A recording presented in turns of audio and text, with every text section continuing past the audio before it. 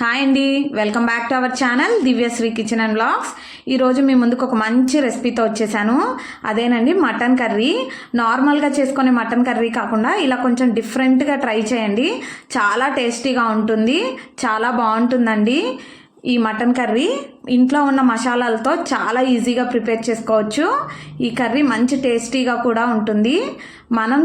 మనం వేసే మసాలాల్లోనే మన కర్రీ టేస్ట్ అనేది ఉంటుందండి. ఎప్పటికైనా ఈ మసాలాలు వేసుకోవడం వల్ల ఓన్లీ నాన్ వెజ్కే కాదు, వెజ్కి కూడా చాలా బాగుంటుంది కర్రీస్ అనేది. ఇప్పుడు ఎలా ట్రై చేయాలో చూసేద్దాం. ఇక్కడ మిక్సీ జార్ తీసుకొని పెద్దగా తరిగి పెట్టుకున్న ఉల్లిపాయలు అలాగే టమోటా ముక్కలను కూడా యాడ్ చేసి బాగా మెత్తగా పేస్ట్ చేసేసుకోవాలి.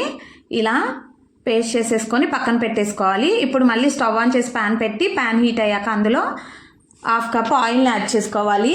నాన్ వెజ్ కర్రీస్లో ఆయిల్ ఎక్కువ ఉంటేనే చాలా టేస్టీగా ఉంటుంది. ముందుగా మనం మిక్సీ వేసుకొని పెట్టుకున్న మసాలాలను కూడా యాడ్ చేసి మీడియం ఫ్లేమ్లోనే పచ్చివాసన అంతా పోయి నూనె అంతా పైకి తేలేంత వరకు మూత పెట్టి 5 నుంచి 10 నిమిషాల వరకు మసాలాలన్నీ మంచిగా ఫ్రై చేసేసుకోవాలి. ఇలా మొత్తం ఫ్రై చేసేసుకొని ఇప్పుడు ఇందులో సన్నగా తరిగి పెట్టుకున్న పచ్చిమిర్చి చీలికలను కూడా యాడ్ చేసుకోవాలి. అలాగే కొంచెం కరివేపాకును కూడా యాడ్ చేసి బాగా కలుపుకొని ఫ్రెష్గా రుబ్బి పెట్టుకున్న అల్లం పేస్టుని 2 స్పూన్లు యాడ్ చేసుకోవాలి. ఇలా అల్లం పేస్టును కూడా యాడ్ చేసుకోవాలండి. ఇలా అల్లం పేస్టును కూడా యాడ్ చేసుకొని పచ్చి వాసన పోయేంత వరకు మీడియం ఫ్లేమ్లోనే ఉంచి నూనె పైకి తేలేంత వరకు వీటిని కూడా బాగా వేయించేసుకోవాలి. ఇలా బాగా వేయించుకొని మూత పెట్టి 5 నుంచి 10 నిమిషాల వరకు బాగా వేయించుకొని పక్కన పెట్టేసుకోవాలి. ఇక్కడ నేను మటన్ని తీసుకొని పసుపు ఉప్పు వేసి ఫ్రెష్గా కడుక్కొని పక్కన పెట్టేసుకున్నానండి. మటన్ అనేది బాగా కడుక్కుంటే నీచు వాసన అనేది ఉండదు. సో చూసారా, ఇప్పుడు అల్లం పేస్ట్ అంతా పచ్చివాసన పోయి నూనె పైకి తేలేంత వరకు ఫ్రై అయిపోయింది. ఇప్పుడు ఇందులో మనం ఫ్రెష్గా కడిగించుకున్న మటన్ కూడా యాడ్ చేస్తున్నాను. మటన్లో ఎక్కువగా బోన్స్ ఉంటే కర్రీ చాలా టేస్టీగా ఉంటుందండి. ఎప్పుడైనా ఇలా ట్రై చేయండి, చాలా బాగుంటుంది కర్రీ. ఇలా ముక్కలు వేసేసి బాగా కలుపుకోవాలి. మటన్ అనేది ఎప్పుడైనా పెద్ద ముక్కలతో బోన్స్ ఎక్కువ ఉంటేనే చాలా టేస్టీగా ఉంటుంది. ఇలా మొత్తం కలుపుకోవాలి. ఈ ముక్కలకి పట్టేంత వరకు అల్లం పేస్ట్ అవన్నీ బాగా ముక్కలకి పట్టించి 5 నుంచి 10 నిమిషాల వరకు మూత పెట్టేసుకోవాలి. అలాగే కొంచెం పసుపును కూడా యాడ్ చేసి వీటన్నిటిని కూడా ఇలా బాగా కలుపుకోవాలి. ఇప్పుడు ఇందులో 5 నుంచి 10 నిమిషాల వరకు మూత పెట్టి వాటర్ వచ్చేంత వరకు బాగా ఉడికించుకోవాలి మటన్ని. చూడండి, ఇలా వాటర్ మొత్తం పైకి తేలిపోయింది కదా. ఇప్పుడు రుచికి తగినంత సాల్టు అలాగే 1 టేబుల్ స్పూన్ కారాన్ని యాడ్ చేస్తున్నాను. ఇలా కారాన్ని ఉప్పుని యాడ్ చేసి బాగా ముక్కలకి పట్టేంత వరకు ఇలా బాగా కలుపుకోవాలి. ఇప్పుడు ఇందులో 5 నుంచి 10 నిమిషాల వరకు మళ్ళీ మూత పెట్టుకొని వాటర్ అంతా పైకి తేలేంత వరకు మటన్ని బాగా ఉడికించుకొని ఇలా ఆయిల్ మొత్తం పైకి రావాలండి. వాటర్ అంతా ఇంగిపోయి చూసారా, ఇలా మొత్తం బాగా డ్రై అయిపోవాలి మటన్ని.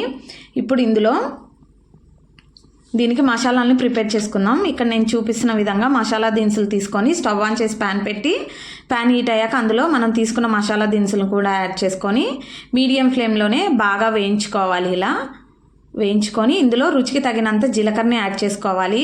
జీలకర్రని వేయడం వల్ల ఈ మసాలాలు వెజ్ కర్రీస్ కూడా చాలా టేస్టీగా ఉంటుంది. ఇప్పుడు 5 నుంచి 10 ఎండుమిర్చిని కూడా యాడ్ చేసుకోవాలి. ఇలా ఎండుమిర్చిని కూడా యాడ్ చేసుకొని మీడియం ఫ్లేమ్లోనే బాగా వేయించుకొని ఇప్పుడు ఒక ప్లేట్ తీసుకొని ఈ మిశ్రమాన్ని మొత్తం చల్లారనిచ్చుకోవాలి. ఈ మసాలా దినుసులన్నీ చల్లారనిచ్చుకొని ఒక మిక్సీ జార్ తీసుకోవాలి. ఇలా మిక్సీ జార్ తీసుకొని ముందుగా మనం చల్లారి పెట్టుకున్న మసాలా దినుసులు కూడా యాడ్ చేసి మూత పెట్టి ఫైన్గా మెత్తగా పౌడర్ చేసుకోవాలి. ఇందులో మీకు ఇష్టమైతే గసగసాలను కూడా యాడ్ చేసుకోండి. ఇలా ఫైన్గా మూత పెట్టి ఇలా మెత్తగా గ్రైండ్ చేసుకోవాలి. ఇప్పుడు దీన్ని పక్కన పెట్టేసి ముందుగా డ్రై అయిపోయిన మటన్లో 2 గ్లాసులు వాటర్ని కూడా యాడ్ చేసుకోవాలి. ఇలా వాటర్ని యాడ్ చేసుకొని మూత పెట్టి ఒక 5 నుంచి 10 నిమిషాల వరకు బాగా ఉడికించుకోవాలి. ఇప్పుడు ఇందులో మనం ఫ్రెష్గా రుబ్బి పెట్టుకున్న జీడిపప్పు పేస్ట్ని కూడా యాడ్ చేసుకోవాలి. ఈ జీడిపప్పు పేస్ట్లో మీరు గసగసాలను కూడా యాడ్ చేసుకున్న కర్రీ చాలా టేస్టీగా ఉంటుంది. ఇలా జీడిపప్పు పేస్ట్ యాడ్ చేయడం వల్ల కర్రీ అనేది థిక్నెస్గా ఫామ్ అయిపోతుంది. సో ఇలా మొత్తం ఉడికించుకొని మూత పెట్టి 5 నుంచి 10 నిమిషాల వరకు మళ్ళీ బాగా మటన్ని మొత్తం ఉడికించుకోవాలి. చూసారా, ఇప్పుడు ఇందులో మనం ఫ్రెష్గా వేసుకున్న పౌడర్ని, మసాలా పౌడర్ని కూడా 2 టేబుల్ స్పూన్ యాడ్ చేసుకోవాలి. ఇక్కడ మీ టేస్ట్ని బట్టి, కారాన్ని బట్టి ఈ పౌడర్ని యాడ్ చేసుకోండి. చాలా టేస్టీగా ఉంటుందండి ఈ curry. Chapati, phulka and biryani, white rice దేనికైనా చాలా టేస్టీగా ఉంటుంది. ఇప్పుడు ఇందులో సన్నగా తరిగి పెట్టుకున్న కొత్తిమీరను కూడా యాడ్ చేసుకోవాలి. ఇలా యాడ్ చేసుకొని బాగా కలుపుకోవాలి. చాలా టేస్టీగా, కలర్ఫుల్గా ఉంటుంది ఈ కర్రీ. తప్పకుండా మీరు ట్రై చేసి ఎలా వచ్చిందో నా కామెంట్ సెక్షన్లో కామెంట్ చేయండి. ఇప్పుడు 5 నుంచి 10 నిమిషాల వరకు మొత్తం కర్రీ అంతా తిక్కుగా అయ్యేంత వరకు ఇలా బాగా ఉడికించుకొని పక్కన పెట్టేసుకోవాలి. చూసారా, చాలా టేస్టీగా ఉంటుందండి. మీరు డెఫినెట్గా ట్రై చేయండి. ఇప్పుడు సర్వింగ్ బౌల్లో చూసారుగా, Emmy and tasty mutton curry ready అయిపోయింది. ఇప్పుడు సర్వింగ్ బౌల్లో తీసుకొని సర్వ్ చేసేసుకోవడమే. చాలా టేస్టీగా ఉంటుంది. డెఫినెట్గా మీరు ట్రై చేసి ఎలా వచ్చిందో నా కామెంట్ సెక్షన్లో కామెంట్ చేయండి.